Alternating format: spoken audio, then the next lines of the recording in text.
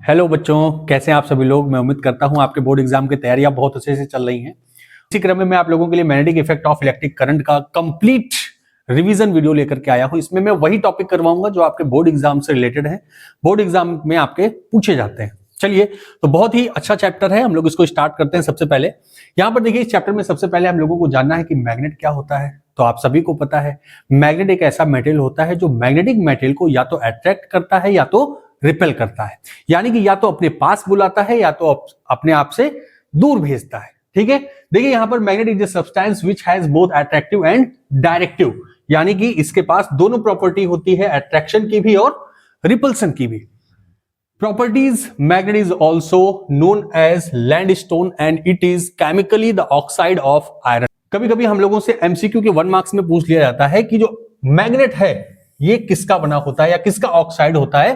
तो ये एक आयरन का ऑक्साइड है। आप लोगों ने क्लास 6 या 7th में वाला मैग्नेट वाला चैप्टर पढ़ा है, जिसमें कि मैग्नस नाम का एक आदमी था, कुछ भेड़ बकरियां चराने के लिए गया था, उसके जूते में कुछ कील लगी हुई थी और वो एक पत्थर के पास गया और कुछ ऐसा आपने स्टोरी पढ़ा होगा। तो यहां पर अगर देखा जाए तो जो हमारा मैग्नेट होता है वो आयरन का ही ऑक्साइड होता है। और कभी कभी हमसे ये भी पूछ लिया जाता है कि जो आयरन ऑक्साइड है उसका केमिकल जो इक्वेशन होता है वो क्या होता है। तो Fe3O4 आप लोगों को याद रखना है। यहां से हम लोगों को ये जानकारी मिली कि जो मैग्नेट है वो एक ऐसा मेटेरियल है जो किसी भी मैग्नेटिक मेटेरियल को अपनी तरफ या तो अट्रैक्ट करता है या अपने आप से रिपेल करता है, अपने आप से दूर भेजता है। देखिए यहां पर कुछ प्रॉपर्टीज होती हैं मैग्नेट की, जैसा कि मैग्नेट के बारे में आपको पता होगा कि मैग्नेट के पास 2 पोल होते हैं, एक नॉर्थ पोल और एक साउथ पोल। तो क्या कोई मैग्नेट बिना पोल के भी एग्जिस्ट कर सकता है? नेवर नेवर नेवर, यानी कि विदाउट 2 पोल्स, यानी कि without couple poles any magnet can not be exist. अगर मैग्नेट है तो उसके पास नॉर्थ और साउथ ये दोनों पोल एग्जिस्ट करेंगे। और यहां पर अगर प्रॉपर्टी की बात की जाए तो देखिए, अगर हम अपोजिट पोल्स को एक दूसरे के पास लेकर के आएंगे तो इनके बीच में एक अट्रैक्शन का फोर्स लगेगा, लेकिन अगर हम सेम यानी कि लाइक पोल्स को एक पास लेकर के आएंगे तो इनके बीच में कैसा फोर्स लगेगा? रिपल्सन का फोर्स लगेगा। डन। तो ये एक बहुत ही बेसिक सी प्रॉपर्टी होती है किसी भी मैग्नेट की, कि अगर हम लाइक पोल्स को एक पास लेकर के आते हैं तो उनके बीच में रिपल्सन का फोर्स लगेगा, और अगर अनलाइक पोल्स को एक साथ लेकर के आते हैं तो उनके बीच में अट्रैक्शन का फोर्स लगेगा। ये मैग्नेट की प्रॉपर्टी होती है। आपने सुना होगा कि चार्ज में भी कुछ ऐसी प्रॉपर्टी थी, तो बिल्कुल हाँ, चार्ज के पास भी ऐसी प्रॉपर्टी होती है कि अगर लाइक चार्जेस को हम एक पास लेकर के आते हैं तो वो रिपेल करते हैं, और अगर अनलाइक चार्ज को एक पास लेकर के आते हैं तो अट्रैक्ट करते हैं। यहां पर देखिए, अगर हम लोग शेप की बात करें तो हमारे पास कई सारे शेप्स होते हैं मैग्नेट के, जैसे कि ये आपके सामने जो दिख रहा है ये हॉर्सशू मैग्नेट है, और हॉर्सशू मैग्नेट या फिर सिलिंड्रिकल शेप का भी हमारा होता है मैग्नेट, या फिर यहां पर जैसा आप देख रहे हैं ये हमारा बार मैग्नेट है। ठीक है, तो ये कई सारे टाइप्स भी होते हैं, शेप्स भी होते हैं। तो जरा ये देखते हैं कि डेली लाइफ में हम लोग कहां कहां इसका यूज करते हैं। देखिए, हम लोग गाना वगैरह तो अक्सर सुनते रहते हैं, या फिर जितने भी स्पीकर्स यूज होते हैं उन सभी में क्या लगा होता है? मैग्नेट लगा होता है। जैसे ये छोटे छोटे इलेक्ट्रिक मोटर आपने देखे होंगे, यहां पर भी हमारे पास मैग्नेट लगा होता है। आयरन लॉक्स है, बैग है। ये देखिए हमारे पास कुछ आजकल स्टिकर्स आने लगे हैं, जैसे कि हम लोग कहीं गए घूमने के लिए, खरीद करके ले आए, मेमोरी के तौर पे फ्रिज पे लगा दिया हमने। ठीक है, तो इस टाइप के स्टिकर्स भी आने लगे हैं। पेंसिल बॉक्स जो बच्चों के आते हैं, या फिर यहां पर आप देख रहे होंगे कि फोन कवर्स वगैरह में, जो कि सबसे ज्यादा हम लोग देखते हैं ना, फोन कवर्स वगैरह में भी मैग्नेट लगे होते हैं। तो आप देख पा रहे होंगे कि कहीं ना कहीं हर एक जगह पर हम लोग मैग्नेट का यूज अपनी डेली लाइफ में भी करते हैं। ये देखिए हमारे पास क्या है? कंपास। ठीक है, अभी हम लोग आगे जानेंगे कि कंपास क्या होता है।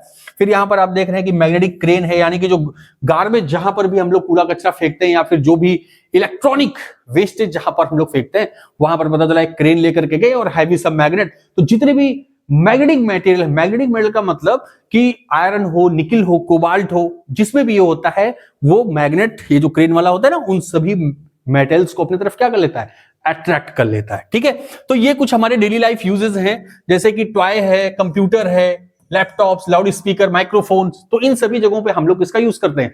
मैग्नेट्स का यूज करते हैं। ठीक है, आइए जरा हम लोग आगे देखते हैं। यहां पर देखिए हम लोगों को बताया गया मैग्नेटिक फील्ड।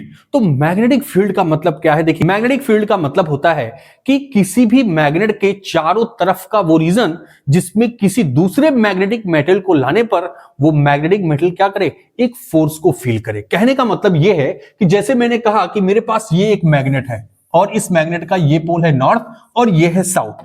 अब इसके चारों तरफ मान लिया मैंने कि जो मैग्नेटिक फील्ड लाइंस है कुछ इस तरीके से है। ठीक है, ये हमारे पास मैग्नेटिक फील्ड लाइंस है। अब मैंने कोई दूसरा एक मैग्नेटिक मटेरियल लिया यानी कि मैंने कहा एक दूसरा मैग्नेटिक मटेरियल मैंने ये ले लिया और इस मैग्नेटिक मटेरियल को मैं लेकर के किसके पास जा रहा हूं, यहां पर देखिए जैसे मैं इसके पास जा रहा हूं, यहां पर तो कोई भी फोर्स नहीं लग रहा है, लेकिन जैसे जैसे मैं इसके पास लेकर के जाऊंगा इसके ऊपर क्या लगेगा, एक फोर्स लगना स्टार्ट होगा। वो फोर्स कैसा भी हो सकता है, वो अट्रैक्शन का भी हो सकता है, रिपल्सन का भी हो सकता है, ठीक है। तो जहां से इसके ऊपर फोर्स लगना स्टार्ट हो रहा है, जिस रीजन से इस मैग्नेटिक मेटल के ऊपर फोर्स लगना स्टार्ट हो रहा है, वही रीजन इस मैग्नेट का क्या कहलाएगा, मैग्नेटिक फील्ड कहलाएगा। बात समझ में आई क्या? तो यहां पर अगर हम देखें तो magnetic field is the region around magnetic material और moving electric charge within which the force of magnetism act. A pictorial representation of the magnetic field which is describe how a magnetic force is distributed within and around a magnetic material। यानी कि जो magnetic field lines होती हैं ये हमको दिखाई तो नहीं देती हैं, आपने हाथों में मैग्नेट लिया हुआ है, मैग्नेटिक फील्ड लाइंस दिख रही हैं क्या, नहीं दिख रही हैं, लेकिन हम इसको अपनी सहूलियत के लिए रिप्रेजेंट करने के लिए सिर्फ एक पिक्टोरियली रिप्रेजेंटेशन करते हैं मैग्नेटिक फील्ड लाइंस का। अब पिक्टोरियल रिप्रेजेंटेशन कर रहे हैं तो हमें उसकी क्या चाहिए, डायरेक्शन भी चाहिए कि भाई जो मैग्नेटिक फील्ड लाइंस की है डायरेक्शन है वो किधर है। तो हम लोग अगर डायरेक्शन की बात करें तो डायरेक्शन कैसे पता करते हैं, वैसे तो हम लोग फ्री अगर नॉर्थ पोल है कोई तो वहां से मैग्नेटिक फील्ड की डायरेक्शन तो नहीं पता कर सकते, तो उसके लिए हमारे पास एक जुगाड़ है। क्या अभी अभी हम लोगों ने बात की थी किसकी, कंपस की। तो कंपस की अगर बात करें तो कंपस हमको क्या देता है, जैसे मान लीजिए कि हमारे पास ये एक मैग्नेट है, देखिए ये हमारे पास एक मैग्नेट है, ये हमारा नॉर्थ पोल है, ये साउथ पोल है। अब मैं क्या करूंगा, मैं किसी भी कंपास को इसके पास ला करके रख दूंगा। अब कंपास में आपको पता है कि एक मैग्नेटिक नीडल होती है जो कि हमेशा नॉर्थ और साउथ पोल की तरफ इंडिकेट होती है, ठीक है।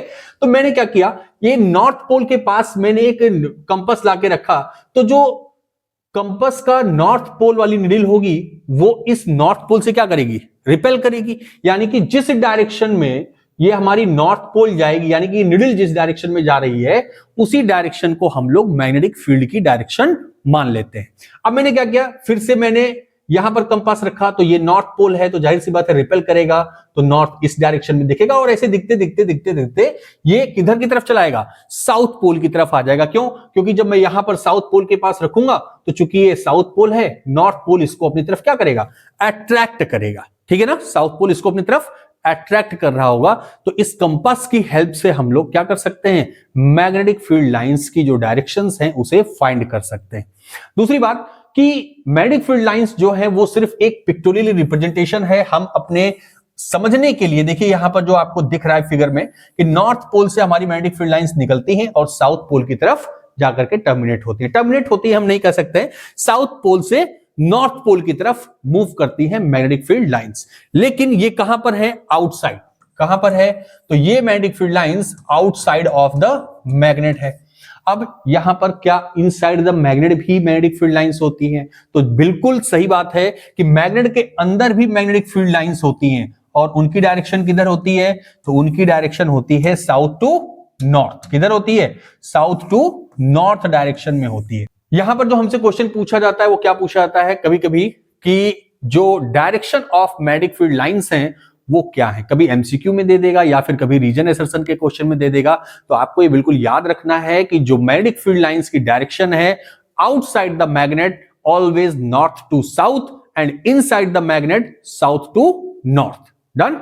तो ये चीज आपको एकदम ध्यान रखनी है। और अगर आपसे कभी पूछा जाए कि ये मैग्नेटिक फील्ड लाइंस हम अगर मान लिया हमारे पास कोई भी मैग्नेट दिया है या फिर उसका कोई नॉर्थ एंड हमको फ्री दिया है, वैसे तो नॉर्थ एंड अकेले नहीं दिया जाएगा, मैग्नेट जब भी होगा तो साउथ और नॉर्थ दोनों के साथ में होगा। लेकिन अगर मान लीजिए मैंने आपसे कह दिया कि ये मेरे पास एक मैग्नेट है और अब आप बताओ कि इसका कौन सा पोल नॉर्थ है कौन सा पोल साउथ है, तो यहां पर हमें बिल्कुल घबराना नहीं है, बस एक कंपास लेना है, कंपास को रखना है। जैसे अभी मैंने बताया कि जैसे ही मैं कंपास को रखूंगा, अगर ये नॉर्थ पोल होगा, अगर ये नॉर्थ पोल होगा तो कंपास का जो नॉर्थ पोल होगा वो इससे रिपेल हो रहा होगा, एक डायरेक्शन दिखा रहा होगा। इसका मतलब ये कौन सा पोल हो जाएगा, नॉर्थ पोल हो जाएगा। वो जैसे से डायरेक्शन दिखाता हुआ जिस डायरेक्शन जिस एंड पे जाएगा वो कौन सा पोल हो जाएगा, वो साउथ पोल हो जाएगा, क्योंकि कंपास का जो नॉर्थ पोल है और इस मैग्नेट का जो साउथ पोल है वो दोनों क्या करेंगे, एक दूसरे को अट्रैक्ट कर रहे होंगे। डन। तो यहां पर हम लोग डायरेक्शन को इस तरीके से भी फाइंड कर सकते हैं। Magnetic field lines are imaginary lines. हाँ, एक चीज ये ध्यान रखनी है कि जो मैग्नेटिक फील्ड लाइंस है, जैसा मैंने बताया कि ये एक इमेजिनरी लाइंस है, ये एक्चुअल में नहीं होती है। अगर आप मैग्नेट लेकर के बैठेंगे या आपके हाथ में अगर मैग्नेट है तो वो एक्चुअल मैग्नेटिक फील्ड लाइंस आपको दिखाई नहीं देंगी, ये जस्ट इमेजिनरी होती है। पिक्टोरियल रिप्रेजेंटेशन के लिए हम लोग अपनी सहूलियत के लिए इसे देखते हैं। आपके बुक में जो भी एक्टिविटी दी है आपने देखा होगा कि हम एक कार्डबोर्ड लेते हैं, कार्डबोर्ड पे एक मैग्नेट रखते हैं और उस मैग्नेट के चारों तरफ हम आयरन फिलिंग्स को क्या करते हैं, स्प्रिंकल करते हैं। और जैसे ही आयरन फिलिंग्स को स्प्रिंकल करते हैं तो कुछ वहां पर आपको स्ट्रक्चर कुछ इस तरीके का दिखाई देता है, कुछ इस तरीके का स्ट्रक्चर आपको बना हुआ दिखाई देता है। और ये जो मैग्नेटिक फील्ड लाइंस होती हैं ये नॉर्थ से साउथ की तरफ जाती हुई आपको दिखाई देंगी, ऐसा कुछ दिखाई देता है। ये आपके बुक में एक्टिविटी है, तो आप लोग जरा इसको एक बार पढ़ लीजिएगा। आगे चलते हैं यहां पर। तो यहां पर कुछ प्रॉपर्टीज है मैग्नेटिक फील्ड लाइंस की, ये हमारे एग्जाम में काफी पूछा जाता है कि गिव द प्रॉपर्टीज या give 4 properties of magnetic field lines. तो बिल्कुल आइए हम लोग जरा इसके बारे में पढ़ते हैं। सबसे पहली जो प्रॉपर्टी हमको बताई गई है, दे फॉर्म क्लोज लूप। तो बिल्कुल क्लोज लूप फॉर्मेशन होता है। कैसे होता है जरा ये देखते हैं। हमारे पास यहां पर एक मैग्नेट है, ये है नॉर्थ पोल, ये है साउथ पोल। अगर मैं आपसे बात करता हूं कि लूप क्या होता है, तो लूप का एक सिंपल सा मतलब है कि जहां से स्टार्ट होना वहीं पर आकर के एंड होना। तो अब आप बताइए जो मैग्नेटिक फील्ड लाइन से कहां से स्टार्ट हुई है, नॉर्थ पोल से स्टार्ट हुई है। नॉर्थ पोल से स्टार्ट हुई बाहर बाहर, तो नॉर्थ से साउथ की तरफ गई। और जब मैंने इनसाइड द मैग्नेट बात किया तो ये फिर से साउथ से नॉर्थ की तरफ गई। देखिए जहां से स्टार्ट हुई थी वहीं पर आकर के एंड हुई है, यानी कि ये एक क्लोज लूप का फॉर्मेशन किया। किसने? मैग्नेटिक फील्ड लाइंस ने क्लोज लूप का फॉर्मेशन किया। बिल्कुल ये हमारी पहली प्रॉपर्टी है। Second one, they never intersect with each other, यानी कि जो मैग्नेटिक फील्ड लाइंस होती हैं ये कभी भी एक दूसरे को इंटरसेक्ट नहीं करती हैं। यहां पर देखिए आप फिगर में कहीं पर आपको इंटरसेक्ट होती हुई दिखाई दे रही है क्या? बिल्कुल नहीं। लेकिन इसको हम लोग कैसे एक्सप्लेन कर सकते हैं? जैसे मान लिया मैंने कि मेरे पास 2 मैग्नेटिक फील्ड लाइंस है, एक मैग्नेटिक फील्ड लाइंस इधर की तरफ जा रही है, एक मैग्नेटिक फील्ड लाइंस इधर की तरफ जा रही है। अब जहां पर इन दोनों ने एक दूसरे को इंटरसेक्ट किया है, अगर मैं यहां पर एक कंपास को प्लेस कर दूं, ठीक है, अब आप बताओ जैसे ही मैं कंपास को रखूंगा यहां पर, तो कंपास इसकी डायरेक्शन किधर दिखाएगा? इस मैग्नेटिक फील्ड लाइंस के लिए इधर दिखाएगा, इसके लिए इस डायरेक्शन में दिखाएगा। तो क्या ऐसा पॉसिबल है? बिल्कुल नहीं, ऐसा पॉसिबल हो ही नहीं सकता कि एक मैग्नेट की मैग्नेटिक फील्ड लाइंस 2 डायरेक्शन में जा रही हो। तो 2 डायरेक्शन में नहीं जा रही, इसका मतलब कि ये एक दूसरे को इंटरसेक्ट नहीं कर सकते। तो ये एक बहुत ही इंपॉर्टेंट प्रॉपर्टी हमारे पास, they will never intersect and cross each other. Done. Next जो हमारी प्रॉपर्टी है, the magnetic field lines are crowded near the poles. बिल्कुल crowded near the poles where the magnetic field is strong. ये बात आपको ध्यान रखनी है कि जहां पर मैग्नेटिक फील्ड लाइंस क्राउडेड हैं वहां पर मैग्नेटिक फील्ड की स्ट्रेंथ मैक्सिमम होती है। Spread apart from each other where the field is weak, यानी कि जहां पर मैग्नेटिक फील्ड लाइंस दूर दूर हैं वहां पर जो मैग्नेटिक फील्ड की स्ट्रेंथ है वो कम होनी है। कैसे? जरा ये देखते हैं। इस वाले फिगर में हम लोगों ने देखा कि यहां पर आप देख रहे हैं कि कम से कम रीजन में हमको ज्यादा से ज्यादा मैग्नेटिक फील्ड लाइंस दिख रही हैं। इसका मतलब कि यहां पर जो मैग्नेटिक फील्ड की स्ट्रेंथ होगी वो मैक्सिमम होगी। और अगर आप यहां पर देख पा रहे हो, देखिए यहां पर ये देखिए इतने से रीजन में हमको सिर्फ 3 मैग्नेटिक फील्ड लाइंस दिख रही हैं। इसका मतलब कि यहां पर जो मैग्नेटिक फील्ड लाइंस हैं वो दूर दूर हैं, और अगर दूर दूर हैं तो इसका मतलब वहां पर वीक मैग्नेटिक स्ट्रेंथ है। डन।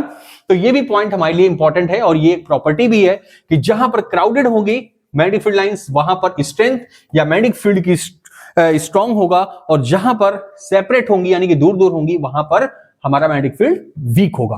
नेक्स्ट अगर बात करते हैं, they flow from south pole to north pole within a magnet. ठीक है, जो मैग्नेटिक फील्ड लाइंस की डायरेक्शन है अगर हम बात करते हैं विद इन अ मैग्नेट तो वो साउथ पोल से नॉर्थ पोल की तरफ है। बट अगर मैं आउटसाइड की बात करते हैं तो ये नॉर्थ पोल से साउथ पोल की तरफ है। तो बिल्कुल आपको ये याद रखनी है, आपकी 4 प्रॉपर्टीज हैं। फर्स्ट वन कि magnetic field lines close loop का फॉर्मेशन करती हैं। सेकंड वन कि ये कभी भी एक दूसरे को इंटरसेक्ट नहीं करती हैं। थर्ड वन कि जहां पर मैग्नेटिक फील्ड लाइंस क्राउडेड होंगी वहां पर मैग्नेटिक फील्ड की स्ट्रेंथ ज्यादा होगी, और जहां पर सेपरेट होंगी दूर दूर होंगी वहां पर मैग्नेटिक फील्ड वीक होगा। एंड फोर्थ वन की जो डायरेक्शन है मैग्नेटिक फील्ड लाइंस की, outside the magnet north to south and inside the magnet south to north. तो बिल्कुल आपको ये एकदम याद रख लेना है, माइंड में सेट कर लेना है। बिल्कुल भी ये 4 प्रॉपर्टीज हमारे एग्जाम में कई बार पूछी गई हैं, the properties of magnetic field lines. चलिए आगे चलते हैं। Magnetic field lines due to current carrying conductor. किसी भी करंट कैरिंग कंडक्टर की वजह से जो मैग्नेटिक फील्ड लाइंस प्रोड्यूस होती हैं वो कैसे होती है, जरा ये देखते हैं हम लोग। तो यहां पर हमारे पास आप देख पा रहे होंगे कि वायर है, ये देखिए करंट कैरिंग कंडक्टर है, और करंट की डायरेक्शन किधर है? ऊपर की तरफ है। इस वाले कंडक्टिंग वायर में जो करंट की डायरेक्शन है वो किस डायरेक्शन में? डाउनवर्ड डायरेक्शन में। देखिए यहां पर जब किसी भी कंडक्टर में करंट फ्लो होता है तो उसकी चारों तरफ कॉन्सेंट्रिक फॉर्म में, कॉन्सेंट्रिक का मतलब क्या होता है कि बहुत सारे सर्कल हो लेकिन उनका सेंटर पॉइंट क्या हो? एक ही हो, ठीक है। तो कॉन्सेंट्रिक फॉर्म में यहां पर मैग्नेटिक फील्ड लाइंस डेवलप होती हैं। अब यहां पर जो कंडक्टिंग वायर है, यहां पर जो सेंटर पॉइंट होगा वो कहां पर होगा, वो इस कंडक्टिंग वायर के ऊपर ही लाई कर रहा होगा। यहां पर आप देख पा रहे हैं कि कॉन्सेंट्रिक फॉर्म में क्या बन रही है, ये मैग्नेटिक फील्ड लाइंस बन रही है, मैग्नेटिक फील्ड जनरेट हो रही है। अब अगर यहां पर मुझे ये पता करना हो कि जो मैग्नेटिक फील्ड लाइंस की डायरेक्शन है वो किस डायरेक्शन में है, तो हमें यूज करना होगा किसको, राइट हैंड थंब रूल का। यानी कि राइट हैंड थंब रूल की हेल्प से हम लोग मैग्नेटिक फील्ड लाइंस की डायरेक्शन को फाइंड कर सकते हैं, ठीक है। तो बिल्कुल आइए जानते हैं इसका मतलब कि हमें क्या जानना होगा, राइट हैंड थंब रूल जानना होगा। तो आइए जरा सबसे पहले हम लोग राइट हैंड थंब रूल के बारे में बात कर लें।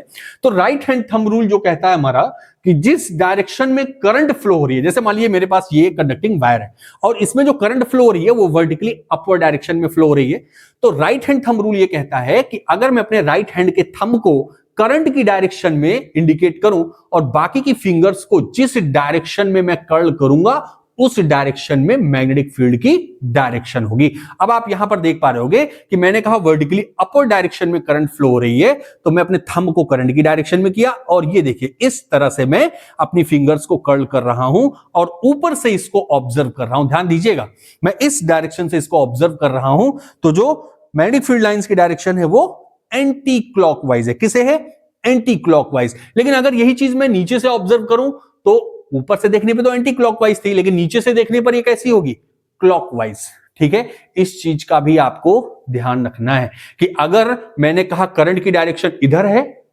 तो जो मैग्नेटिक फील्ड लाइंस होंगी वो इस पॉइंट से क्लॉकवाइज होगी, लेकिन अगर मैं इसको इस डायरेक्शन से देखूंगा तो वो एंटी क्लॉकवाइज होगी। डन। और यही डिसाइड करता है पोलरिटी को भी। अभी हम लोग आगे देखेंगे कि ये पोलरिटी को कैसे डिसाइड करता है। तो बिल्कुल राइट हैंड रूल हमारा ये कहता है, thumb rule state that if the thumb of the right hand point along the direction of current, then the remaining curled fingers of the same hand give the direction of the magnetic field। यानी कि जो बाकी की हमारी fingers होंगी जो curl की जा रही है वो मैग्नेटिक फील्ड की डायरेक्शन में होंगी। बिल्कुल। यहां पर आपको एक चीज और ध्यान देना है कि जैसे मान लिया कि इस बोर्ड की बात कर रहे हैं तो यहां पर करंट की डायरेक्शन अगर ऊपर की तरफ है, ठीक है, तो ये देखिए मैंने थंब को ऊपर की तरफ दिखाया और इसको जो मैं फिंगर को अपने कर्ल कर रहा हूं वो किधर कर्ल कर रहा हूं, तो इनसाइड द बोर्ड। किधर कर रहा हूं, इनसाइड द बोर्ड। मैंने अगर किसी इस पॉइंट पर कहा कि मैग्नेटिक फील्ड की डायरेक्शन बताओ तो यहां पर ये इनसाइड द बोर्ड आएगा। लेकिन अगर मैंने कहा कि इस पॉइंट पर मैग्नेटिक फील्ड की डायरेक्शन बताओ तो देखो मैं इस डायरेक्शन से कर्ल कर रहा हूं और कर्ल करते करते इधर की तरफ घूम करके ऐसे आऊंगा। डन। यानी कि अब मैं इस पॉइंट पर अगर बात करूं तो ये आउटवर्ड डायरेक्शन में है और यहां पर इनवर्ड डायरेक्शन में है। तो इसको रिप्रेजेंट करने के लिए हमारे पास एक शॉर्ट फॉर्म होता है। देखिए जब हम बात करते हैं इनवर्ड यानी इनसाइड द बोर्ड तो हम उसको क्रॉस के सिंबल से यानी कि इनसाइड, और अगर मैं आउटसाइड की बात करता हूं तो इसे डॉट से, ठीक है, डॉट से हम लोग रिप्रेजेंट करते हैं। तो इस चीज का आपको ध्यान रखना है कि अगर मैं बोर्ड के अंदर जाते हुए किसी भी मैग्नेटिक फील्ड लाइंस को अगर रिप्रेजेंट कर रहा हूं तो उसे मैं क्रॉस के सिंबल से रिप्रेजेंट करूंगा, और अगर आउटसाइड डायरेक्शन में अगर करंट की मैग्नेटिक फील्ड की डायरेक्शन आ रही है तो उसे डॉट के साइन से रिप्रेजेंट करूंगा। अब जैसे मान लीजिए मैंने कहा कि मेरे पास ये एक वायर है, करंट की डायरेक्शन इस डायरेक्शन में है, और बताइए इस पॉइंट पर जो मैग्नेटिक फील्ड की डायरेक्शन है वो कैसी होगी। तो आप यहां पर क्या करोगे, बिल्कुल right hand thumb rule use करोगे कि अपने थंब को आपने इस डायरेक्शन में प्लेस किया, करंट की डायरेक्शन में, और जब यहां पर इस पॉइंट पर गए तो ये तो इनसाइड है, लेकिन जैसे ही आप इस फिंगर्स को कर्ल करके इस डायरेक्शन में लाओगे तो आउटवर्ड डायरेक्शन में आती हुई आपको ये फिंगर्स दिखाई दे रही होंगी। तो आउटवर्ड डायरेक्शन में यहां पर मैग्नेटिक फील्ड की डायरेक्शन होगी और इसको हम डॉट के सिंबल से रिप्रेजेंट करेंगे। अभी सीबीएसई में एक क्वेश्चन पूछा गया था कि यहां पर देखिए हमारे पास एक वायर ये है और एक वायर ये है, यहां पर जो करंट की डायरेक्शन है दोनों वायर्स में एक ही डायरेक्शन में, वर्टिकली अपवर्ड डायरेक्शन में, और यहां पर एक पॉइंट है, कोई भी पॉइंट मैंने मान लिया, पॉइंट ए मान लिया। तो अब यहां पर पूछा गया कि इन दोनों वायर्स की वजह से पॉइंट पी पर जो मैग्नेटिक फील्ड की डायरेक्शन है वो बताइए। तो अगर पहले वाली वायर की वजह से देखा जाए तो यहां पर देखिए किस तरफ जा रही है, ए पॉइंट पर जो मैग्नेटिक फील्ड होगी वो इनसाइड द बोर्ड होगी, फर्स्ट वाली वायर की वजह से इनसाइड द बोर्ड, तो मैंने क्रॉस के साइन से रिप्रेजेंट कर दिया। लेकिन अगर मैं बात करूं कि सेकंड वाली वायर की वजह से, तो देखिए इस सेकंड वाली वायर जब मैंने थंब इस डायरेक्शन में किया तो यहां पर इनवर्ड आ रहा है, और जब ये घुमा करके मैं इस डायरेक्शन में लेकर के आऊंगा बाहर की तरफ तो यहां पर कैसा दिख रहा है, आपको आउटसाइड द बोर्ड दिख रहा है। तो ये चीज आपको बिल्कुल ध्यान रखनी है कि जो इनसाइड और आउटसाइड मैग्नेटिक फील्ड की डायरेक्शन है किसी प्लेन पर, किसी प्लेन सरफेस पर। तो इस चीज का ध्यान रखना है बिल्कुल आपको, ठीक है। आगे चलते हैं हम लोग। अच्छा, एक पॉइंट मुझसे छूट गया, यहां पर देखिए कि सीबीएसई में एक क्वेश्चन पूछा गया था कि मैग्नेटिक फील्ड लाइन से रिलेटेड था, और बिल्कुल ये पूछा गया क्वेश्चन है, तो मैं कोशिश करूंगा कि मैं आप लोगों को जरूर बता दूं। देखिए यहां पर हमसे कभी कभी पूछा गया है uniform magnetic field lines and non uniform magnetic field lines. Uniform magnetic field lines का मतलब क्या होता है? देखिए यूनिफॉर्म वर्ड का मतलब ही होता है एक जैसा, ठीक है। देखिए ये हमारे पास मैग्नेटिक फील्ड लाइंस हैं, और मैग्नेटिक फील्ड लाइंस को मैग्नेटिक फील्ड को हम लोग एक अल्फाबेट से रिप्रेजेंट करते हैं जिसका नाम है क्या? बी, कैपिटल बी से हम लोग रिप्रेजेंट करते हैं। अब देखिए एक जैसा मतलब कि अगर मैं किसी भी पॉइंट पर यहां पर मैग्नेटिक फील्ड की स्ट्रेंथ की बात करूं, चाहे यहां पर, चाहे यहां पर, चाहे यहां पर, यहां किसी भी जगह पर अगर मैं देखूं, तो जो मैग्नेटिक फील्ड की स्ट्रेंथ होगी वो एक जैसी होगी, ठीक है ना। और इसी को हम लोग क्या कहते हैं? यूनिफॉर्म। क्या कहते हैं? यूनिफॉर्म मैग्नेटिक फील्ड, ठीक है, मैग्नेटिक फील्ड। अब अगर मैं बात करूं कि नॉन यूनिफॉर्म क्या होती है, तो नॉन यूनिफॉर्म का मतलब ये हो गया, जैसे मैंने कहा कि ये मैग्नेटिक फील्ड लाइंस यहां पर है, यहां पर है, और ये। अब यहां पर आप देख पा रहे होगे कि यहां पर देखिए जो मैग्नेटिक फील्ड लाइंस है वो दूर दूर है, और यहां पर पास पास है। अभी भी आप लोगों ने पढ़ा था कि जहां पर क्राउड ज्यादा होता है वहां पर मैग्नेटिक फील्ड की स्ट्रेंथ ज्यादा होती है, और जहां पर मैग्नेटिक फील्ड की स्ट्रेंथ या फिर कहे कि जो क्राउडनेस कम होती है वहां पर मैग्नेटिक फील्ड की स्ट्रेंथ कम होती है।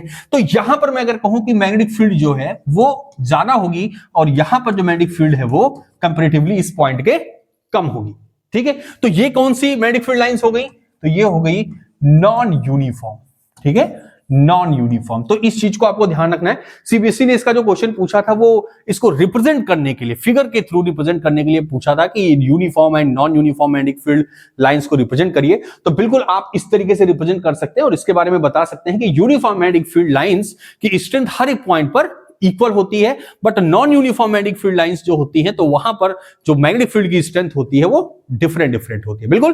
तो चलिए हम लोग आगे चलते हैं। और हाँ, एक पॉइंट और कि जो मैग्नेटिक फील्ड होती है उसे हम लोग किस सिंबल से रिप्रेजेंट करते हैं? तो अल्फाबेट के कैपिटल बी से रिप्रेजेंट करते हैं, ठीक है। आगे चलते हैं। हाँ, तो हम लोग पढ़ रहे थे कि स्ट्रेट कंडक्टिंग वायर में जब करंट फ्लो होती है तो उसके चारों तरफ कॉन्सेंट्रिक फॉर्म में मैग्नेटिक फील्ड लाइंस जनरेट होती हैं, और राइट हैंड थंब रूल से हम लोग उसकी डायरेक्शन को भी पता कर लेते हैं। डन। अब यहां पर देखिए जो पोलरिटी की बात मैं कर रहा था, पोलरिटी को बताने के लिए वैसे तो यहां पर नॉर्थ पोल कौन सा है, साउथ पोल कौन सा है, इसको थोड़ा सा आसान करने के लिए ऐसा बताया गया कि अगर मान लीजिए कि मेरे पास कोई एक लूप है, और इस लूप में जो करंट की डायरेक्शन है मैं अगर मान लूं कि एंटी क्लॉकवाइज है, कैसी है? एंटी क्लॉकवाइज है, तो ये लूप का जो फेस होगा वो कैसा होगा? नॉर्थ पोल को रिप्रेजेंट कर रहा होगा। लेकिन अगर मैंने मान लिया कि मेरे पास कोई लूप है जिसमें कि करंट की डायरेक्शन कैसी है?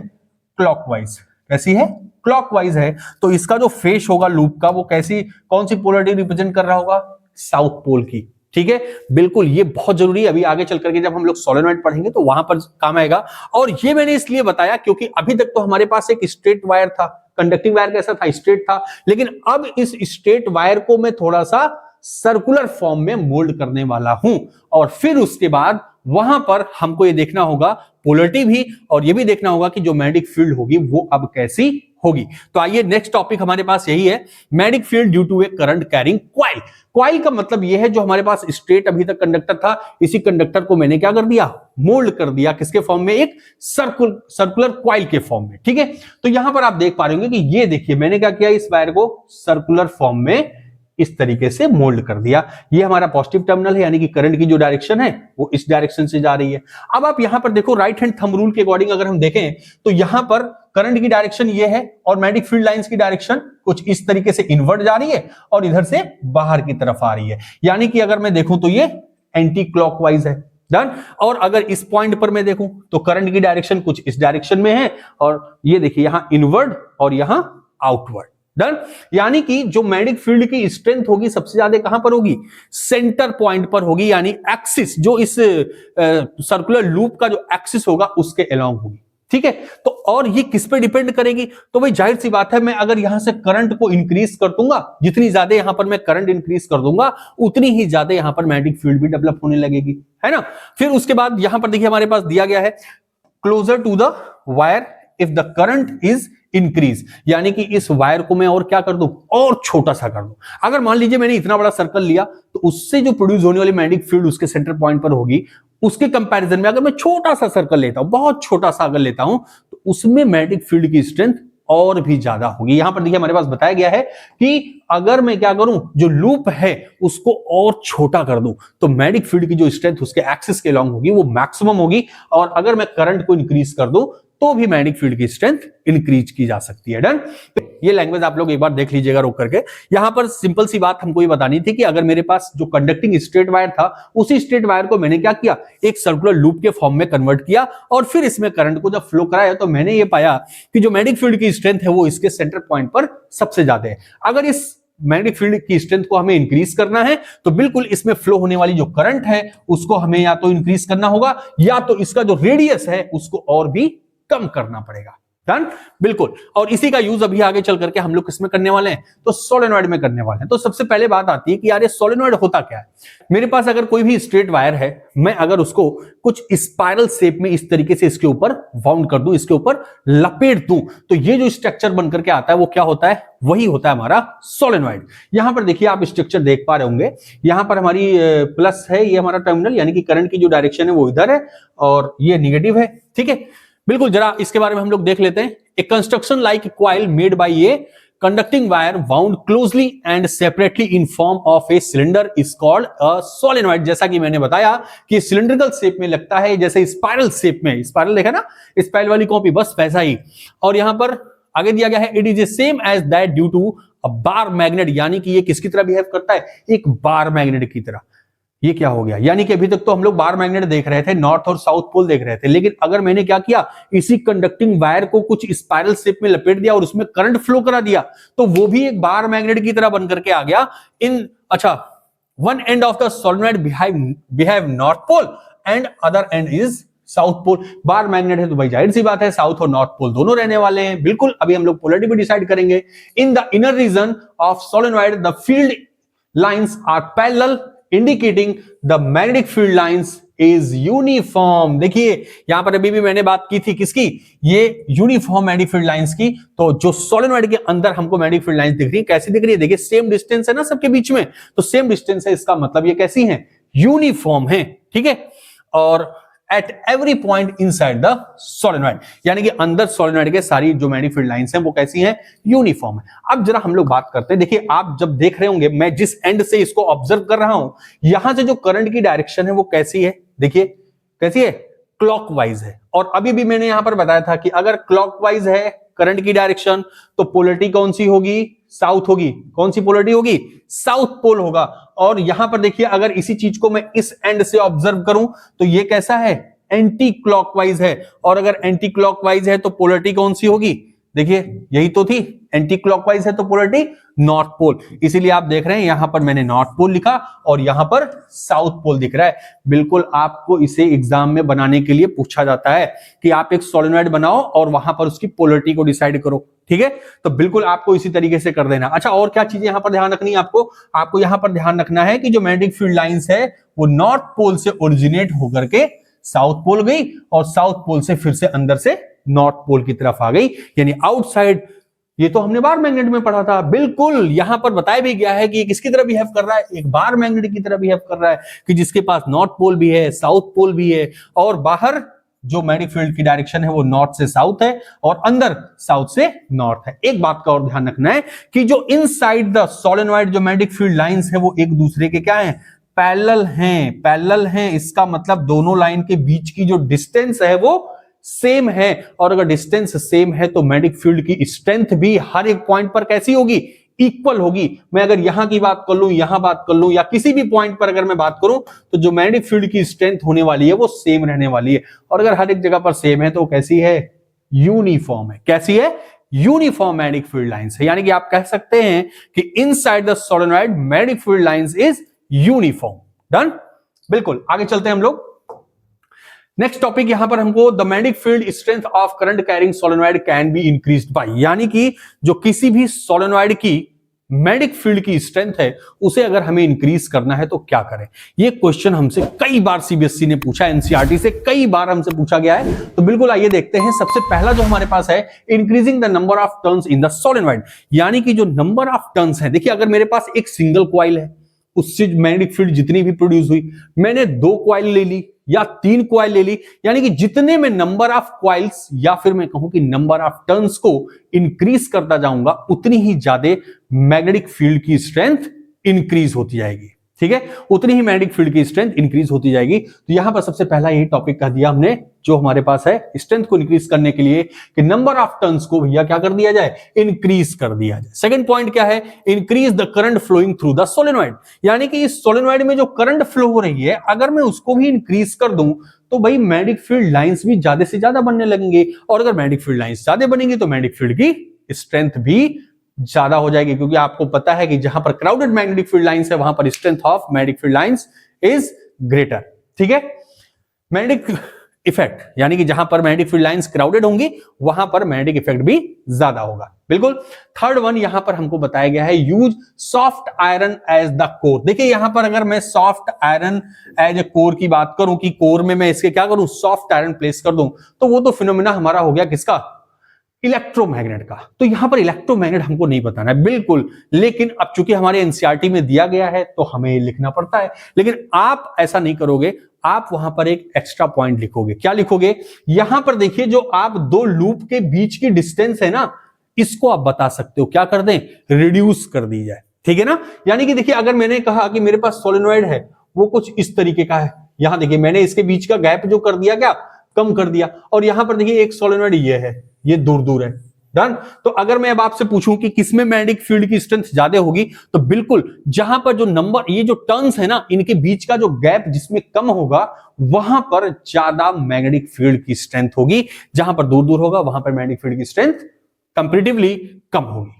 ठीक है, तो बिल्कुल आप ये भी पॉइंट लिख सकते हैं, लेकिन आप इससे बेहतर और एक ये भी बता सकते हैं कि distance between 2 coils will be reduced, then we will increase the magnetic strength of solenoid. Done? बिल्कुल आप इसको लिख दीजिएगा, या यही याद है तो ये लिख दीजिएगा। लेकिन मैं आपको सजेस्ट करूंगा कि अगर 3 पॉइंट्स पूछे गए हैं तो आप first, second and third one, reduce the distance between 2 coils in air. Okay, चलिए आगे चलते हैं। नेक्स्ट हमारे पास आ गया force on current carrying conductor, यानी कि यहां पर सबसे पहले समझने वाली बात यह है कि इस टॉपिक में हमको बताया क्या गया है। देखिए जो हमारे बुक में इमेज बनी होती है वो हमको 2 डायमेंशनल बनी होती है, और एक्चुअल में ये चीजें हैं किसकी, 3 डायमेंशनल की। इसलिए कभी कभी हमको समझ में नहीं आता, बट आई विल ट्राई कि आपको बहुत अच्छे से समझ में आ जाए। सबसे पहले हमको ये समझना है कि इस टॉपिक में हमको बताया क्या गया है। तो यहां पर हमको ये देखना है कि हमारे पास मैग्नेट है, और कैसा मैग्नेट दिया गया है, देखिए हॉर्सशू मैग्नेट। हॉर्सशू मैग्नेट या फिर कोई भी मैग्नेट हो, यहां पर वो मैग्नेटिक फील्ड की डायरेक्शन से मतलब है। और दूसरी बात, यहां पर हमारे पास एक करंट कैरिंग कंडक्टर दिया गया है, और उस करंट कैरिंग कंडक्टर को हम अगर किसी भी मैग्नेटिक फील्ड में रखेंगे तो करंट कैरिंग कंडक्टर है, करंट जैसे ही इस कंडक्टर से फ्लो होगा एक मैग्नेटिक फील्ड जनरेट करेगा। और अगर मैं इसको एक्सटर्नल मैग्नेटिक फील्ड में पहले से ही रखा हूं तो जाहिर सी बात है इसके द्वारा जो प्रोड्यूस हुआ मैग्नेट है और जो पहले से मैग्नेट रखा है, ये दोनों या तो एक दूसरे को अट्रैक्ट करेंगे या तो एक दूसरे को रिपेल करेंगे। तो अट्रैक्ट या रिपेल करने के लिए क्या करेंगे, एक दूसरे के ऊपर फोर्स लगाएंगे, और उस फोर्स की डायरेक्शन क्या होने वाली है हम इस टॉपिक में यही पढ़ते हैं। मेरे ख्याल से आपको समझ में आया होगा। मैंने कहा कि जब मैं इस करंट कैरिंग कंडक्टर में करंट फ्लो करूंगा तो मैग्नेटिक फील्ड लाइंस प्रोड्यूस होंगी, और मैं पहले से ही एक मैग्नेट लेकर के रखा हूं तो इस मैग्नेट की जो मैग्नेटिक फील्ड होगी और इस मैग्नेट की जो मैग्नेटिक फील्ड होगी एक दूसरे के ऊपर या तो अट्रैक्शन का या तो रिपल्सन का फोर्स लगाएंगे, और उस फोर्स की डायरेक्शन क्या होने वाली है वही हम इस टॉपिक में फाइंड करते हैं। बिल्कुल। तो आप यहां पर देख पा रहे होंगे कि हमारे पास जो कंडक्टर है वो यहां पर रखा हुआ है ए बी। ठीक है, ये हमारा कंडक्टर है, और जो मैग्नेट रखी हुई है यहां पर एक हॉर्सशू मैग्नेट रखी गई है नॉर्थ टू साउथ। और यहां पर अगर मैग्नेटिक फील्ड लाइंस की बात करें तो उसकी डायरेक्शन किधर है मैग्नेटिक फील्ड लाइंस की, तो ये वर्टिकली अपवर्ड डायरेक्शन में। देखिए मैं मैग्नेटिक फील्ड लाइंस को यहां पर कैपिटल बी से रिप्रेजेंट कर रहा हूं। मैंने पहले भी बताया था मैग्नेटिक फील्ड लाइंस को हम लोग किससे रिप्रेजेंट करते हैं, बी के सिंबल से। तो यहां पर देखिए मैग्नेटिक फील्ड लाइंस की डायरेक्शन किधर है, वर्टिकली अपवर्ड डायरेक्शन में है, और जो करंट की डायरेक्शन है तो बिल्कुल यहां पर आप देख पा रहे होंगे ये पॉजिटिव है, यानी कि करंट इस डायरेक्शन से आया, यानी बी से ए की तरफ जा रहा है। ठीक, अब यहां पर इस फिगर में हमको थोड़ा सा समझना है, एज्यूम करना है कि जो करंट की डायरेक्शन है वो आउटवर्ड डायरेक्शन में, इस बोर्ड के परपेंडिकुलर आउटवर्ड डायरेक्शन में है जो हमारी करंट की डायरेक्शन है। डन। तो मैग्नेटिक फील्ड की डायरेक्शन वर्टिकली अपवर्ड और करंट की डायरेक्शन आउटवर्ड डायरेक्शन में। बिल्कुल। अब यहां पर अगर मैं बात करूं कि जो फोर्स की डायरेक्शन होती है उसके लिए भी हमारे पास एक लॉ है जिससे हम लोग फाइंड करते हैं, और वो लॉ कौन सा है? तो वो है फ्लेमिंग लेफ्ट हैंड रूल। बिल्कुल। फ्लेमिंग लेफ्ट हैंड रूल क्या कहता है, जरा ये उसके बारे में देखते हैं। फ्लेमिंग लेफ्ट हैंड रूल ये कहता है कि अगर मैं अपने लेफ्ट हैंड की फर्स्ट 3 फिंगर, कौन कौन सी? Thumb, middle finger and forefinger, इन तीनों फिंगर्स को अगर मैं म्यूचुअली परपेंडिकुलर एक्ट करता हूं, रखता हूं, प्लेस करता हूं, तो मिडिल फिंगर अगर करंट की डायरेक्शन को रिप्रेजेंट कर रहा है, फोर फिंगर मैग्नेटिक फील्ड की डायरेक्शन को रिप्रेजेंट कर रहा है, तो ये जो थंब की डायरेक्शन होगी वही फोर्स की डायरेक्शन होगी। आपको इसे याद करना होगा, याद कुछ नहीं करना है, आप 1-2 बार प्रैक्टिस कर लो, आपके दिमाग में सेट हो जाने वाला है। देखो FBI, यानी कि F का मतलब फोर्स, B का मतलब मैग्नेटिक फील्ड, I का मतलब करंट, यानी कि FBI। और FBI क्या है भाई? खुफिया एजेंसी है कहीं की? कहां की है जरा बताओ आप? FBI से आपको बिल्कुल याद कर लेना है, FBI। ठीक है, तो बिल्कुल फ्लेमिंग के लेफ्ट हैंड रूल का यूज करते हुए हम लोग जो इस करंट कैरिंग कंडक्टर पे लगने वाला फोर्स है इसकी डायरेक्शन को डिटेक्ट करेंगे। बिल्कुल। तो मैंने जैसा कि बताया था कि मैग्नेटिक फील्ड की डायरेक्शन वर्टिकली अपवर्ड डायरेक्शन में है और करंट की डायरेक्शन परपेंडिकुलर आउटवर्ड डायरेक्शन में है। तो देखिए करंट की डायरेक्शन में अपनी मिडिल फिंगर को रिप्रेजेंट करूंगा जो कि परपेंडिकुलर आउटवर्ड डायरेक्शन में है, और मैग्नेटिक फील्ड की डायरेक्शन वर्टिकली अपवर्ड डायरेक्शन में है, ये देखिए। और जो थंब की डायरेक्शन आपको दिख रही है वो किस डायरेक्शन में आएगी? इस डायरेक्शन में, अंदर की तरफ, यानी कि इनसाइड द हॉर्सशू मैग्नेट। तो इसके ऊपर जो फोर्स लगने वाला है वो किस डायरेक्शन में लगेगा? हॉर्सशू मैग्नेट के इनसाइड, यानी अंदर की तरफ फोर्स लगेगा। बिल्कुल समझ में आई ये बात। लेकिन अगर अब मैं क्या कर दूं, यहां पर इसकी पोलरिटी चेंज कर दूं, यानी कि इसको नॉर्थ, इसको निगेटिव कर दूं और इस वाले टर्मिनल को पॉजिटिव कर दूं, तो बिल्कुल आप यहां पर देखोगे जो करंट की डायरेक्शन है इस करंट कैरिंग कंडक्टर में वो अपोजिट हो जाएगी, उल्टा हो जाएगी। लेकिन मैग्नेटिक फील्ड की डायरेक्शन तो वही रहने वाली है, मैग्नेटिक फील्ड की डायरेक्शन तो वर्टिकली अपवर्ड डायरेक्शन में रहेगी। लेकिन अब जो इलेक्ट्रिक फील्ड की डायरेक्शन है वो इनसाइड द बोर्ड हो गई, ए से बी की तरफ हो गई। ठीक है, इनसाइड द बोर्ड। तो बिल्कुल ये देखिए, अब मैंने अपनी मिडिल फिंगर को इनसाइड द बोर्ड प्लेस किया और जो फोर फिंगर है उसको वर्टिकली अपवर्ड डायरेक्शन में प्लेस किया, तो आप देख पा रहे होंगे कि जो थंब की डायरेक्शन है वो किधर है? आउटवर्ड द हॉर्सशू मैग्नेट, यानी कि अब ये जो फोर्स की डायरेक्शन है वो आउटवर्ड डायरेक्शन में। ठीक है, तो बिल्कुल इसी तरीके से हम लोग यहां पर जो फोर्स की डायरेक्शन है उसे फाइंड आउट कर लेते हैं। तो मेरे ख्याल से आपको समझ में आया होगा। समझ में आया है तो एक कमेंट भी करके बता दो कि हाँ बिल्कुल क्लियर हो गया। तो आगे चलते हैं हम लोग। ये कुछ हमारे पास डेटा है, इसको आप लोग जरा पॉज करके एक बार रीड आउट कर लेना। नेक्स्ट पॉइंट, हमने फ्लेमिंग लेफ्ट हैंड रूल अभी भी पढ़ा कि हम अपनी फर्स्ट 3 फिंगर्स को कुछ इस तरीके से म्यूचुअली परपेंडिकुलर प्लेस करते हैं कि जो मिडिल फिंगर है वो करंट की direction, four finger magnetic field की डायरेक्शन, तो थंब हमारा जो होगा वो लगने वाले फोर्स की डायरेक्शन को रिप्रेजेंट करेगा। बिल्कुल। और ये फिगर जो हमारे पास दिया हुआ है, इस फिगर की प्रैक्टिस आप जरूर कर लेना, क्योंकि जब आपको अपने आंसर को और भी इनहेंस करना है, फ्लेमिंग लेफ्ट हैंड रूल आपसे पूछा गया, आपने डिफिनीशन तो बताई, स्टेटमेंट दिया, साथ ही साथ आप क्या करो, ये फिगर भी बना दो, तो आपका आंसर और भी अच्छा हो जाएगा, स्मार्ट हो जाएगा। अरे स्मार्ट का मतलब और भी इनहेंस हो जाएगा। ठीक है, बिल्कुल इफेक्टिव हो जाएगा। अब यहां पर हमसे नेक्स्ट टॉपिक है हमारे पास direct current and alternating current. देखिए डायरेक्ट करंट क्या होता है, अल्टरनेटिंग करंट क्या होता है, ये अभी हम लोग आगे 12th क्लास में चल करके और भी डिटेल में पढ़ेंगे। लेकिन यहां पर हमको एसी और डीसी के बारे में, हाँ एसी डीसी, वही अल्टरनेटिंग करंट, डीसी और डायरेक्ट करंट को ही हम लोग एसी डीसी कहते हैं।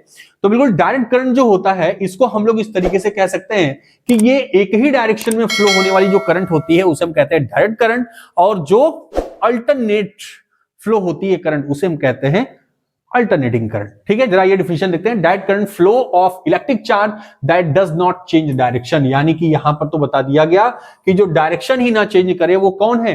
डायरेक्ट करंट है। डन। डायरेक्ट करंट कैसे प्रोड्यूस होती है? तो बैटरी से प्रोड्यूस की जाती है, फ्यूल सेल है या फिर रेक्टिफायर है, ठीक है, या फिर जनरेटर, और किसके साथ?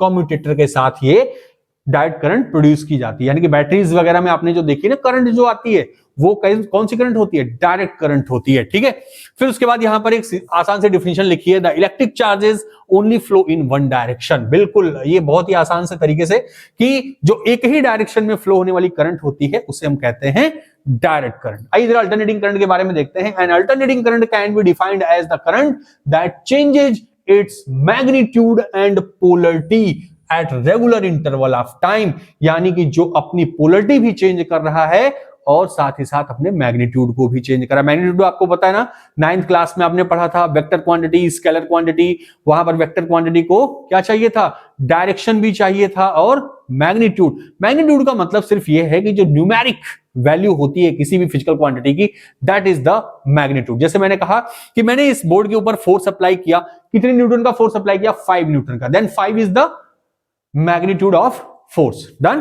तो यहां पर जो अल्टरनेटिंग करंट होती है वो अपने मैग्नीट्यूड को भी कंटिन्यूअसली चेंज करती है और अपनी पोलरिटी भी चेंज करती है। देखिए यहां पर ये फिगर जो बनाया गया है डायरेक्ट करंट का है, कि एक स्ट्रेट लाइन बना दी मैंने, ठीक है, ये कोई भी चेंजिंग नहीं हो रही। लेकिन यहां पर अल्टरनेटिंग करंट का फिगर आप देख पा रहे होंगे, कुछ वेव्स के फॉर्म में बना हुआ है। आपको पता है कि ये पोलरिटी मान लिया पॉजिटिव है, ये निगेटिव है। अब देखिए यहां से स्टार्ट हुआ, ये कौन सा प्लेस होता है, ओरिजिन होता है। ओरिजिन से स्टार्ट हुआ और जैसे ही देखिए ये इंक्रीज कर रहा है, इंक्रीज कर रहा है, इंक्रीज किया, मैक्सिमम पॉइंट पर पहुंचा। अब एक बात बताओ आप, ओरिजिन तो 0 0 होता है ना, और 0 0 से जब मैक्सिमम पॉइंट पर पहुंचा तो मैग्नीट्यूड में चेंज हुआ क्या, बिल्कुल मैग्नीट्यूड में चेंज हुआ, और फिर से ये मैक्सिमम से मिनिमम की तरफ आ गया, यानी फिर से मैग्नीट्यूड में चेंज हुआ। और साथ ही साथ आप देख रहे हो कि ये पॉजिटिव हाफ साइकिल से निगेटिव की तरफ जा रहा है, और निगेटिव में जब जा रहा है तो फिर से एक बार इंक्रीज हुआ और फिर से अपने मैग्नीट्यूड को इसने डिक्रीज किया। तो यहां पर आप देख पा रहे हो कि पोलरिटी एक बार पॉजिटिव, एक बार negative, positive negative, positive negative, और साथ ही साथ जो इसका मैग्नीट्यूड है वो भी एक बार 0 मैक्सिमम, यानी कि चेंज हो रहा है। तो दोनों बातें यहां पर हो गई कि जो अल्टरनेटिंग करंट है वो मैग्नीट्यूड और पोलरिटी दोनों को रेगुलर टाइम इंटरवल में चेंज करता रहता है। डन, ये अल्टरनेटिंग करंट। अच्छा यहां पर एक बात की जाए कि हमारे लिए सबसे खतरनाक कौन है, डीसी या फिर अल्टरनेटिंग करंट? आप इसको सोच करके बताओ कि डायरेक्ट करंट हमारे लिए सबसे ज्यादा हार्मफुल है या फिर अल्टरनेटिंग करंट? देखिए मैंने आपको यहां पर बता दिया है कि मैग्नीट्यूड 0 भी हो रहा है, 0 हो रहा है, फिर मैक्सिमम भी हो रहा है, लेकिन डायरेक्ट वाली करंट अगर है तो वो 0 नहीं होना, एक बार लग गया तो लग गया। ठीक है, तो आप ये सोच करके बताओगे मुझे कमेंट बॉक्स में कि कौन सी करंट हमारे लिए ज्यादा घातक है। ठीक है, घातक तो वैसे दोनों हैं, डेंजरस तो दोनों हैं, लेकिन कौन सी ज्यादा इफेक्टिव, मतलब ज्यादा डेंजरस है? हमारे एग्जाम में जो हमसे क्वेश्चन पूछा जाता है वो होता है कि difference between AC and DC. तो एसी और डीसी में जो हमको डिफरेंस बताना होगा, वहां पर हमारे पास कुछ कैरेक्टरिस्टिक्स दी हुई हैं जिसके बेसिस पे हम लोग बता सकते हैं। देखिए सबसे पहले अगर बात करें डायरेक्शन ऑफ फ्लो की, तो जो एसी करंट का डायरेक्शन होता है वो अल्टरनेट डायरेक्शन होता है, यानी कि एक बार पॉजिटिव एक बार निगेटिव, एक बार पॉजिटिव एक बार निगेटिव। लेकिन अगर डीसी की बात करें तो ये कांस्टेंट होता है, सिर्फ एक ही डायरेक्शन में होता है, वन डायरेक्शनल होता है। फिर अगर हम लोग टिपिकल यूजेस की बात करें तो देखिए हमारे ऑल ओवर वर्ल्ड में 99% हम लोग अल्टरनेटिंग करंट का यूज करते हैं, डीसी करंट का यूज ओनली 1% करते हैं। तो इसका रीजन क्या है? इसका रीजन ये है कि जो अल्टरनेटिंग करंट होता है उसको प्रोड्यूस करना बहुत आसान होता है, लेकिन डीसी करंट जो होता है उसको प्रोड्यूस करना थोड़ा सा कॉस्टली होता है, ये कह सकते हैं। क्योंकि अल्टरनेटिंग करंट को प्रोड्यूस करने के लिए अगर हमने एक बार सेटअप फिट कर दिया तो हम उससे कई सालों तक करंट को प्रोड्यूस कर सकते हैं। लेकिन जो डीसी करंट होता है बैटरीज में आपने देखा जो केमिकल्स के थ्रू ये प्रोड्यूस किया जाता है।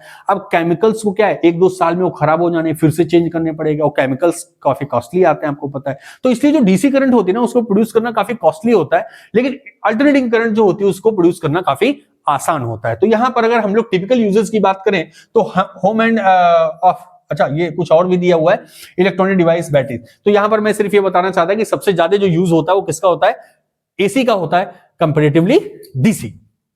फिर अगर बात करें ट्रांसमिशन डिस्टेंस, देखिए जो अल्टरनेटिंग करंट होती है ना उसको हम एक जगह से दूसरी जगह तक बहुत ही आसानी से ले जा सकते हैं, और इसमें जो हमारा एनर्जी का लॉस होता है वो भी बहुत कम होता है। लेकिन डायरेक्ट करंट को अगर हमें एक जगह से दूसरी जगह लेकर के जाना है ना तो वहां पर एनर्जी का लॉस भी ज्यादा होता है और काफी कॉस्टली भी होता है। तो यहां पर जो ट्रांसमिशन है वो लॉन्ग डिस्टेंस के लिए लेस एनर्जी लॉस है, यानी कि अगर हम दूर तक लेकर के जा रहे हैं तो एनर्जी का लॉस बहुत कम होना है। लेकिन यहां पर हम शॉर्ट डिस्टेंस के लिए ही डीसी करंट को हम लोग ट्रांसमिट कर सकते हैं। नेक्स्ट हमारे पास है कन्वर्जन। कन्वर्जन का मतलब क्या है कि देखिए एसी के लिए हमारे पास क्या होता है? ट्रांसफॉर्मेबल वोल्टेज लेवल होता है, यानी कि यहां पर हम स्टेप अप ट्रांसफार्मर या फिर स्टेप डाउन ट्रांसफार्मर का यूज करके वोल्टेज को अप या डाउन कर सकते हैं। बट डीसी करंट के साथ ऐसा कोई भी हिसाब किताब नहीं है, यानी कि डीसी करंट एक बार जो वोल्टेज दे दिया वो कंटिन्यूअली कांस्टेंट वही वोल्टेज देता रहेगा। Done, constant. डन।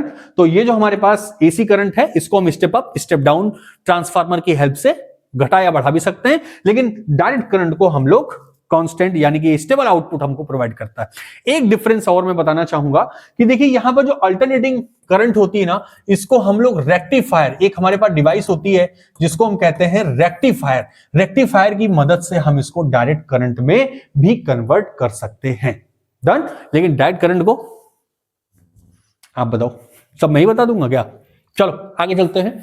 यहां पर देखिए हमारे पास कुछ डोमेस्टिक सर्किट वायर्स हैं, ये भी हमारे एग्जाम में कभी कभी पूछ लिया जाता है कि कलर कॉम्बिनेशन, जैसे अपने घरों में आपने देखा होगा कि जो कनेक्शन किए जाते हैं, कहीं पर रेड कलर का वायर है, ब्लैक कलर का वायर है, ग्रीन कलर का वायर है, तो ये कौन सा वायर किस चीज को इंडिकेट करता है, यहां पर हमको जानना है। देखिए जो हमारा पहले का था यानी कि ओल्ड वायर कलर्स थे वो कैसे होते थे, रेड वाला वायर हमारा लाइव वायर हुआ करता था, यानी कि जो रेड कलर है उसमें हमारी करंट फ्लो हो रही है, और जो ब्लैक वाली वायर होती थी वो कैसी होती थी, न्यूट्रल हुआ करती थी, यानी कि उसमें करंट नहीं होता था, और जो ग्रीन वाली होती थी वायर वो कैसी होती थी, अर्थिंग की होती थी। लेकिन अब हमारा ये न्यू कन्वेंशन आ गया, क्या न्यू वायर कलर्स आ गए हैं जिसको अपग्रेड कर दिया गया है। जो हमारा लाइव वायर है वो कौन से कलर का है, तो ब्राउन कलर का है। ब्लू कलर वाला वायर हमारा कैसा है, न्यूट्रल है, और अर्थिंग का वायर जो है वो या तो ग्रीन है या फिर येलो है। तो आपको ये चीज ध्यान रखनी होगी, ग्रीन एंड येलो वाला वायर आज के टाइम के अकॉर्डिंग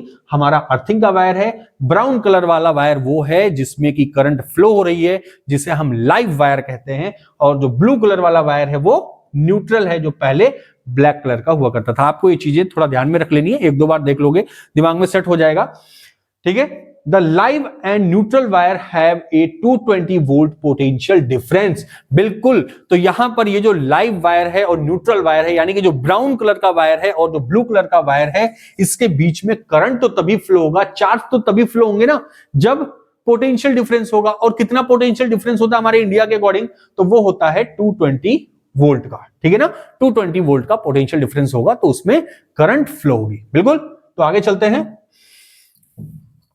नेक्स्ट यहां पर आप देख रहे होंगे कि एक डायग्राम आपको बताया गया है कॉमन डोमेस्टिक सर्किट का, और यह हमारे बोर्ड एग्जाम में भी पूछा जाता है कि आप एक सेमेटिक डायग्राम बनाइए, इलेक्ट्रिकल मतलब एक सेमेटिक डायग्राम आप बनाइए किसका, डोमेस्टिक सर्किट का। तो बिल्कुल आपको ये देख लेना है कि ये हमारे डोमेस्टिक अप्लायंसेस या फिर डोमेस्टिक यूज में हम लोग कैसे लेते हैं इन वायर्स को।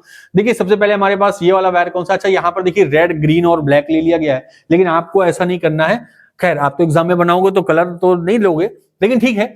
ये देखिए हमारे पास कौन सा वायर है, लाइव वायर है। अगर मैं ओल्ड वायर कलर के अकॉर्डिंग देखूं तो रेड कलर का वायर जो कौन सा है, लाइव वायर है, ब्लैक वाला वायर न्यूट्रल वायर है, ग्रीन वाला वायर अर्थिंग वायर है। अच्छा एक बात और मैं यहां पर कहना चाहूंगा कि ये जो हमारे घरों में इलेक्ट्रिकल सर्किट की जाती है वो किस कॉम्बिनेशन में की जाती है, तो आपको इलेक्ट्रिसिटी वाले चैप्टर में आपने पढ़ा था ना कि parallel combination and series combination. तो यहां पर ये जो कनेक्शन किया जाता है ये पैरेलल कॉम्बिनेशन किया जाता है, ठीक है ना।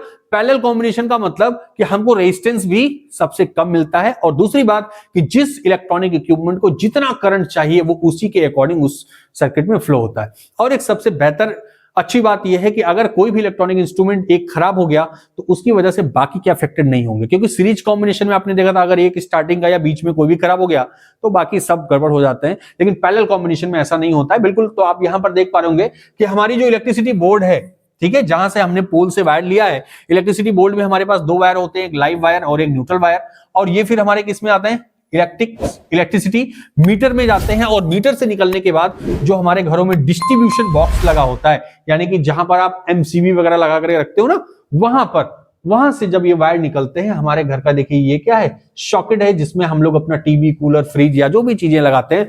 यहां पर आप देख रहे हो एक ये जो नीचे वाला होता है ना, ये किससे कनेक्टेड है, ब्लैक वाले वायर से, यानी कि न्यूट्रल वायर से, और दूसरा वाला किससे कनेक्टेड है, दूसरा वाला लाइव वायर से कनेक्टेड है। डन। अच्छा एक ऊपर भी तो होता है ये वाला, ये किससे कनेक्टेड होता है, ये अर्थिंग से होता है। डन। तो कुछ इस तरीके का हमारे सॉकेट में कनेक्शन किया जाता है कि एक में लाइव वायर, एक में न्यूट्रल वायर, और दूसरे वाले में मतलब सबसे ऊपर वाले में ग्रीन वाला वायर यानी कि अर्थिंग का वायर होता है। अच्छा दूसरी बात कि ये जो ब्लैक और रेड इनके बीच का जो पोटेंशियल डिफरेंस है वो कितना है, तो हमने अभी बात की थी कितना होता है, 220 वोल्ट का होता है। डन। तो इस डायग्राम को आप एक से दो बार बना करके प्रैक्टिस कर लेंगे, क्योंकि अगर हमारे एग्जाम में आए तो हमसे गलत नहीं होना चाहिए, ठीक है, क्योंकि सिर्फ डायग्राम ही तो बनाना है हमको, तो प्रैक्टिस कर लेंगे तभी होगा। ये मत सोचिए कि हाँ मैंने देख लिया फिगर अब तो मैं एकदम झंडे गाड़ दूंगा, बिल्कुल नहीं होगा, एक से दो बार जरूर प्रैक्टिस करिए, ठीक है। चलते हैं आगे। नेक्स्ट हमारे पास जो टॉपिक है इलेक्ट्रिक फ्यूज। इलेक्ट्रिक फ्यूज क्या होता है भाई? देखिए, किसी भी इलेक्ट्रॉनिक अप्लायंस में अगर ज्यादा अमाउंट की करंट चली जाए तो वो इलेक्ट्रॉनिक इंस्ट्रूमेंट क्या हो जाएगा? खराब हो जाएगा। तो उसके लिए एक इलेक्ट्रॉनिक डिवाइस बनाई गई जिसका नाम है क्या? फ्यूज।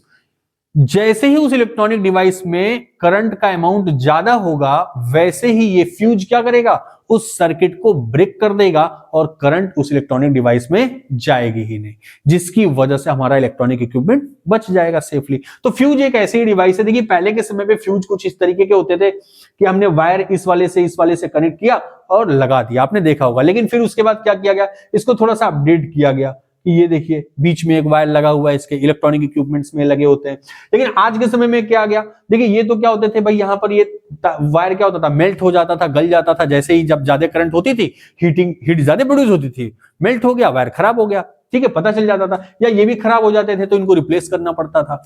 लेकिन अब क्या आ गया भाई? एमसीबी, ये हमारे घरों में लगा होता है, ठीक है, एमसीबी। अब आप बताओगे कमेंट बॉक्स में कि एमसीबी का फुल फॉर्म क्या होता है? बिल्कुल, क्योंकि ये हमारे एमसीक्यू का में पूछा गया एक क्वेश्चन है। What is the full form of MCB? यहां पर क्या होता है? जैसे ही करंट ज्यादा फ्लो होगी, एमसीबी डाउन हो गया, एमसीबी डाउन हो गया, करंट का फ्लो रुक गया। लेकिन सर्किट ब्रेकर का तो काम यहां पर भी हो रहा है, यानी कि जो इलेक्ट्रिकल सर्किट में फ्लो होने वाली करंट है उसको ब्रेक करने का काम भी करता है। लेकिन हम लोग क्या करते हैं? नॉर्मली गए, इसको ऊपर कर दिया, या जो भी डिफॉल्ट आया उसको पॉइंट आउट किया, सही किया और फिर से एमसीबी को ऊपर कर दिया, यानी कि ऑन कर दिया, ठीक है।